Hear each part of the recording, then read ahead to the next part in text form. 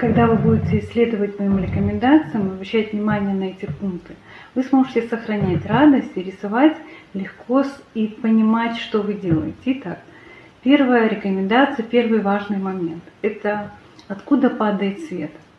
Когда вы рисуете при естественном освещении, либо при искусственном, то обычно есть только один источник света, да, это солнце. При естественном освещении это солнце. Что это означает? Это означает, что все тени от всех предметов на вашей картине падают только под одним углом.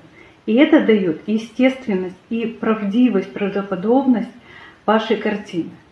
Второй вариант, когда несколько источников света, это искусственное освещение, такое бывает, вы выбираете один главный, где падает основная тень, и остальные несколько дополнительных.